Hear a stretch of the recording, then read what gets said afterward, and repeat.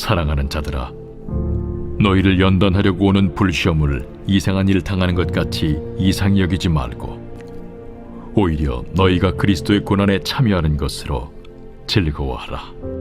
이는 그의 영광을 나타내실 때에 너희로 즐거워하고 기뻐하게 하려 함이라. 너희가 그리스도의 이름으로 치욕을 당하면 복 있는 자로다. 영광의 영, 곧 하나님의 영이 너희 위에 계심이라.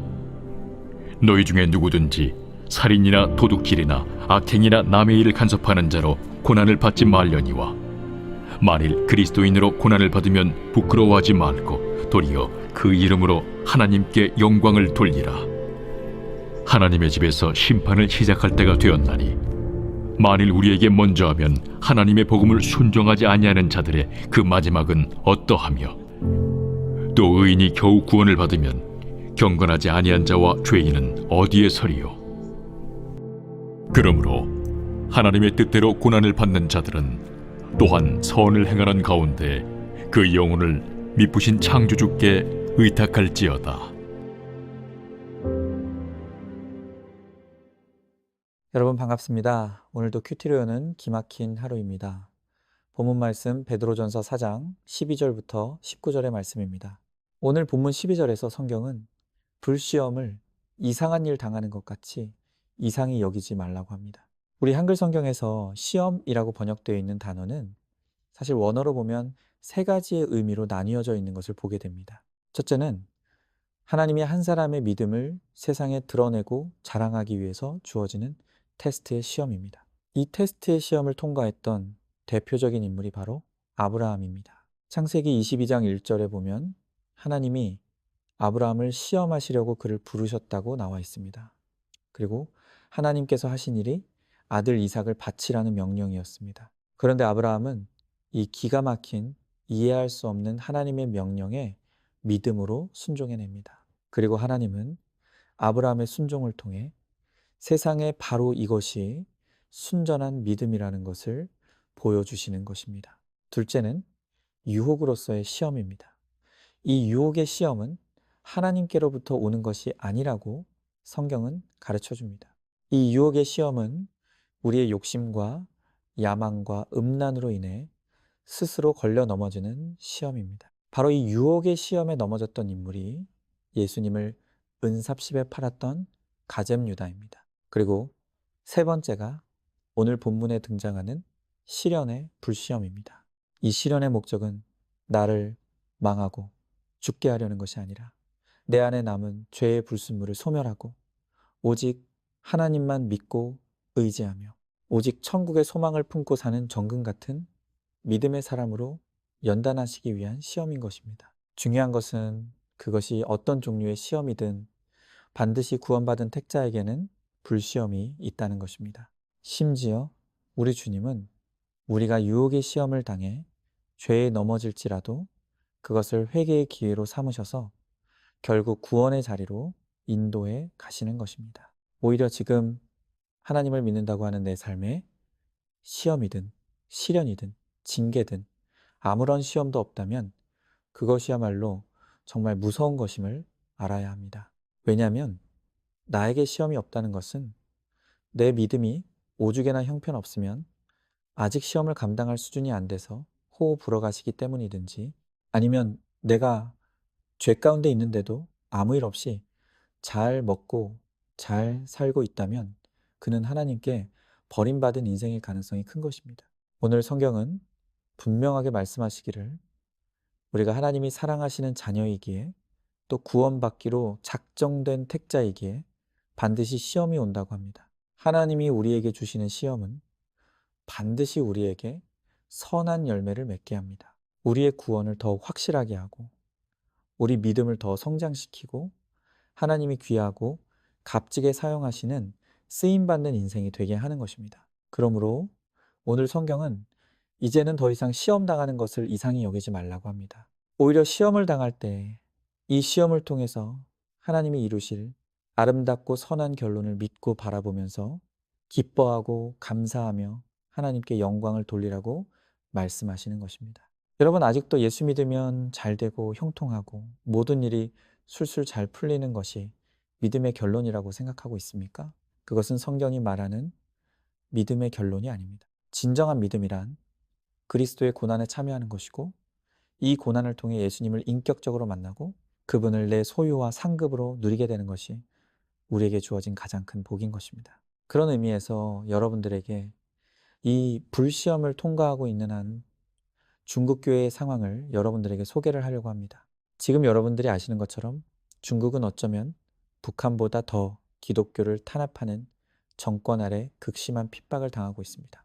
현재 우리 교회가 파송한 한 선교사님도 중국 당국에 의해 개척했던 교회를 폐쇄당하고 감시를 받고 있는 중에 있습니다. 그런 상황에서 제가 최근에 중국의 한 교회의 상황을 듣게 되었습니다.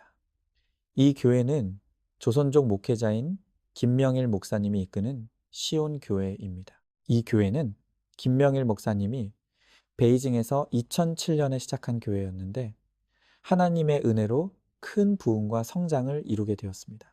그런데 이 시온 교회의 성장을 눈엣 가시로 여긴 중국 당국이 2018년 교회를 강제로 폐쇄 조치하게 됩니다. 하지만 오히려 시온 교회는 전국 40개 도시로 흩어져서 가정과 온라인으로 예배를 드리면서 만여 명이 모이는 교회로 더욱 성장했습니다. 그러자 이제 중국 당국이 교인들이 자발적으로 낸 헌금을 사기로 규정하여서 김명일 목사님을 비롯한 시온교회의 사역자 30명을 잡아들여 감옥에 가두는 일이 벌어졌습니다.